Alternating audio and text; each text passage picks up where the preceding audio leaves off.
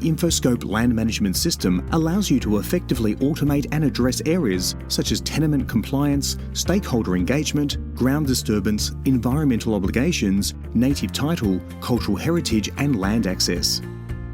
Talk to us today about a comprehensive solution catered to your operations.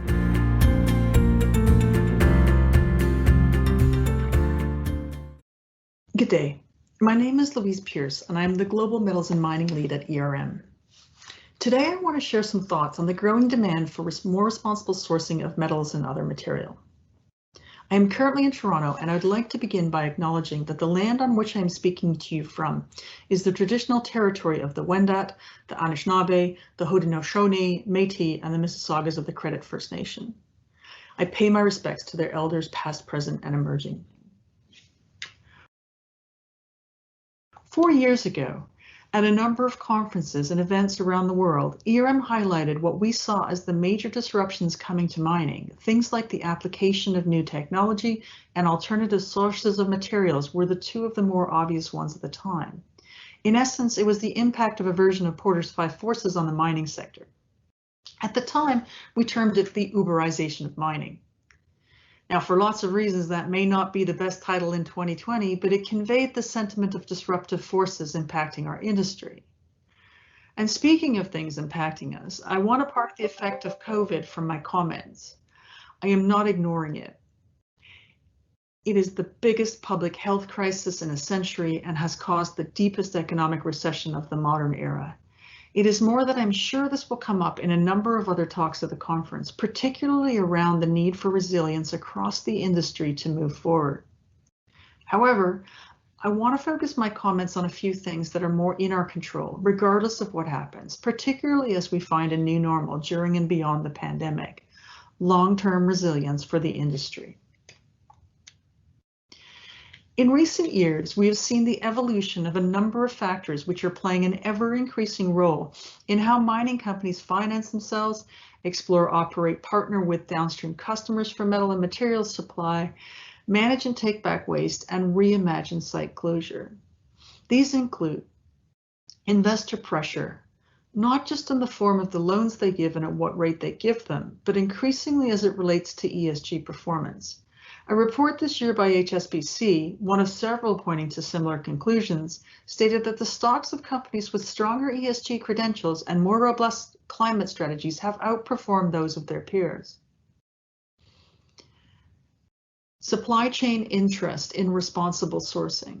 For example, the notion of Tesla looking to set up their own mines, which is in one aspect saying we can do it better, closer, faster, and more responsibly than you.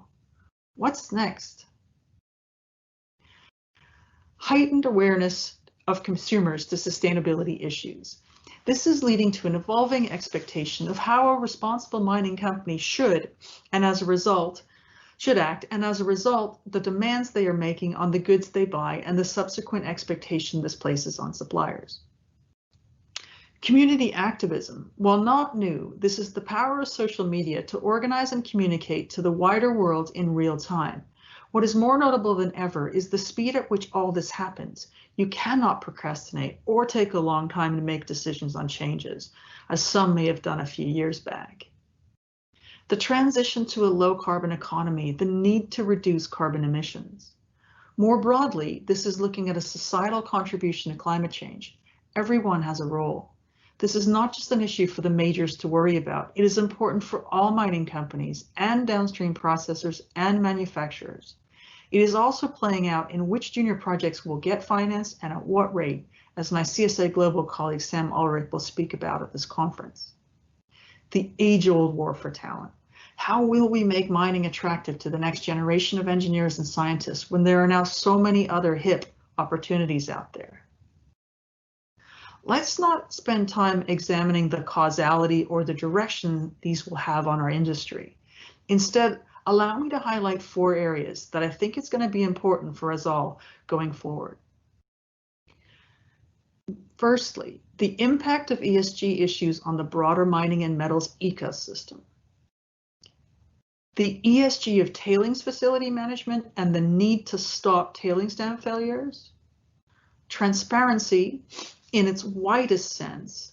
And lastly, your future role, and the brand of mining.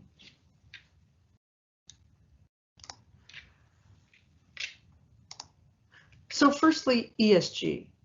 Although all ESG criteria are significant, in recent months, it has become clear that the S in ESG is often the least understood and most neglected, with catastrophic consequences for mining companies and the communities in which they operate. Issues involving human rights have come to the fore following incidents involving big companies like Vale, BHP, and most recently Rio Tinto. Adam Matthews, Director of Ethics and Engagement at the Church of England Pension Board and the co-chair of the Transition Pathway Initiative, said, "We're at the dawn of a new dynamic." As ESG concerns have become linked to the return on investment and the transition to a low carbon future, investors are working together to force interventions to bring about systemic changes in performance and accountability. In May, 46,000-year-old Indigenous rock shelters were destroyed in Western Australia, and with them, a lot of social capital. Rarely in the corporate world has a crisis stemming from the social license to operate resulted in the resignation of the CEO of such a major miner. We understand what drove the company to act the way they did was the result of a set of common failures around internal systems on social issues. Society and the investment community are now putting pressure on all mining firms to be transparent about relationships with Indigenous communities. My colleague Daniel Litvin at Critical Resource, in looking at the Rio incident, identified 5 things that could have mitigated what unfolded. 1. Underestimate the S in ESG at your peril. It holds the key to huge commercial as well as social value. 2. Avoid taking too much pride in strong ESG policies and ratings. They can give you a false sense of security over time. 3. Build and value a strong social radar for the company. Be aware of the sentiment behind the facts. 4. Ensure bad socio-political news can flow upwards within the organization. Don't let a culture of silence or only good news expose the firm. And lastly, foster internal dissent on societal issues. A challenge process is actually healthy for progress. When we've talked about this with other executives across our client base, we've usually added a 6th lesson to this list, and that is don't put too much reliance on community philanthropy, particularly at the expense of building resilient relationships and mitigating risks and impacts. CEOs should provide executives with clearer status and a mandate as the guardians of the company's social value, in the same way they look to legal teams or HSE departments to guard against corporate infractions in their respective areas. It is important to recognize that the science of social is not as clear as other sciences, and the S in ESG warrants extra care.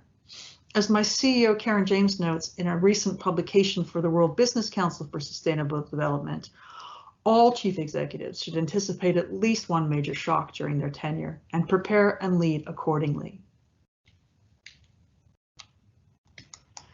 My second point is around tailings management. We are seeing that tailings dams are at last receiving the attention and focus they deserve.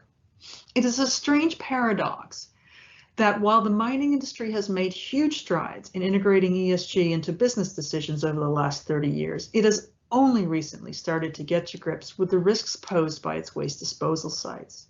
In particular, the realization that managing tailings is not just an engineering challenge, but has a risk with significant societal consequences that puts future investment in jeopardy. To give this some context, there are typically 2 to 5 major failures and 35 minor failures of tailings dam every year. While the engineering failings are mostly understood, unfortunately, the organizational and human or adaptive causes have not been so well researched. There is a concern here that the industry is destined to do too little too late to prevent further catastrophic incidents. Without bold changes, can we expect to see these failures continue? The International Council of Mining and Metals, in consortium with the United Nations Environment Program and the Principles of Responsible Investment, recently launched the Global Industry Standard for Tailings Management, encouraging, amongst other things, open and transparent engagement with a variety of stakeholders. The standard sets an ambition of zero harm to people and the environment, elevating accountability to the highest organizational levels and adding new requirements for independent oversight. Most major mining companies have committed to implementing the standard, and we see this as a great step. We believe an over-reliance on engineering standards and considerations has led to a focus and expectation on the low likelihood of tailings dam failures, yet they continue to occur. As companies move to implement the new standard, this will require a shift in the focus onto the so-called non-technical aspects of risk, the human and the social factors. And this will enable a deeper understanding of the consequences of failure and promote better dialogue with affected peoples. We believe that this will translate into material improvements in tailings facilities risk management, which will in turn protect value, maintain the ability to operate, and be a needed catalyst for long-term change. Next, transparency. Owing to fast changing societal expectations on all companies providing goods around the world, there is great scrutiny placed on where materials have come from and whether they are produced responsibly. Perceptions of mining remain poor, in part due to recent tragic events and in part due to lasting images of poor mining operations. Downstream customers bundle all of this together to paint a less than flattering picture of our sector. Mining responsibly across the life cycle, including urban mining, is more important now than it has ever been, but so too is being open and transparent about it. Whether they be investors, customers, employees, governments, or just broader society, rights holders want to understand the risks that they are exposed to and the corresponding mitigation plans.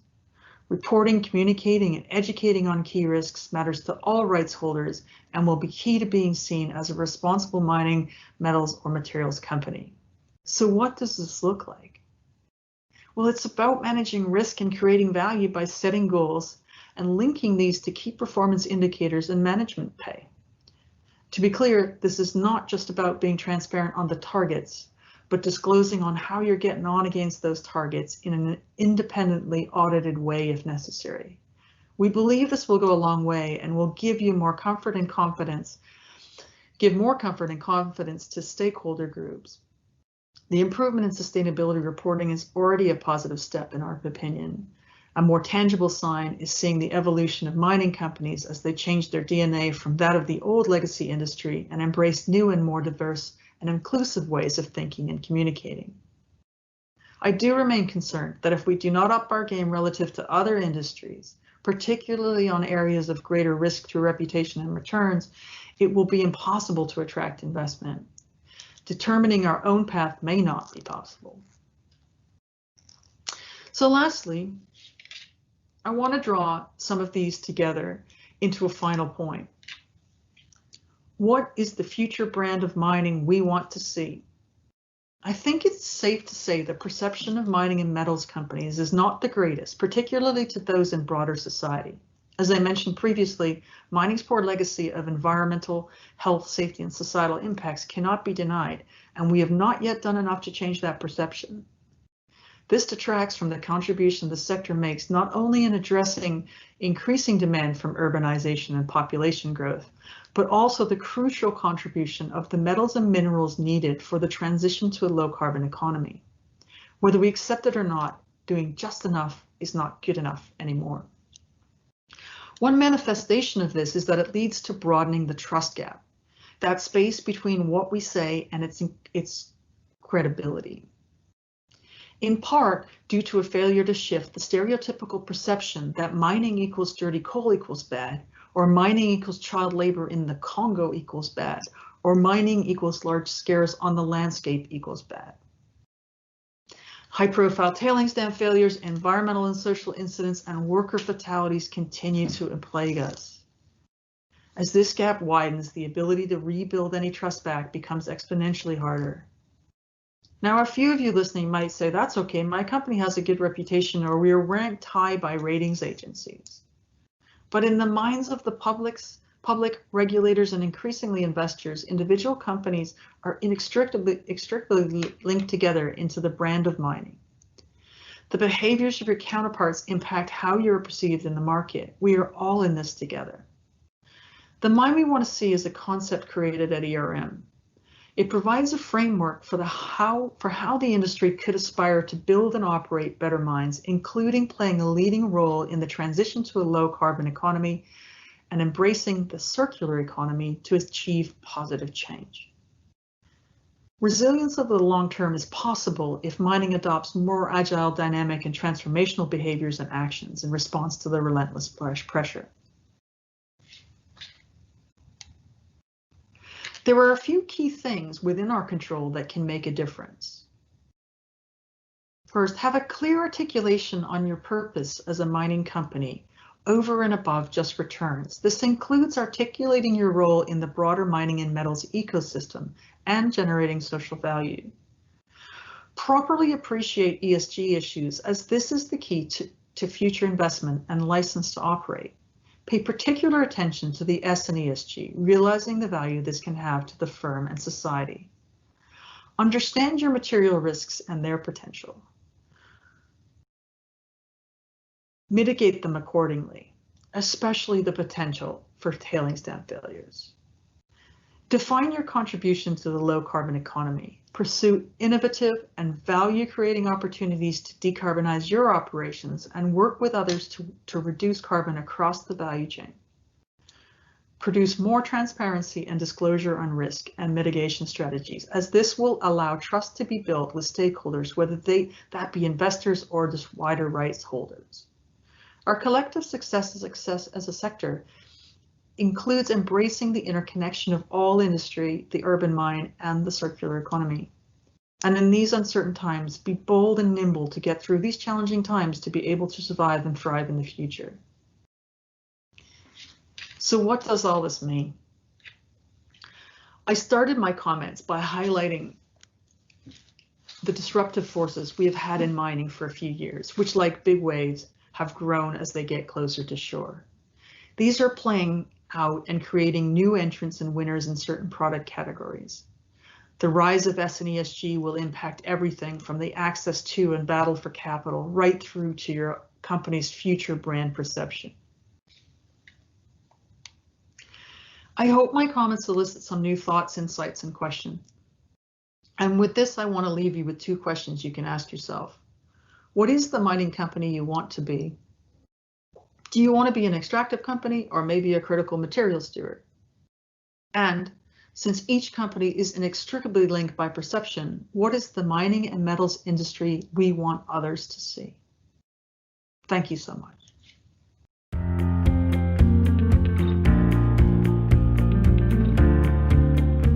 The Infoscope land management system allows you to effectively automate and address areas such as tenement compliance, stakeholder engagement, ground disturbance, environmental obligations, native title, cultural heritage, and land access. Talk to us today about a comprehensive solution catered to your operations.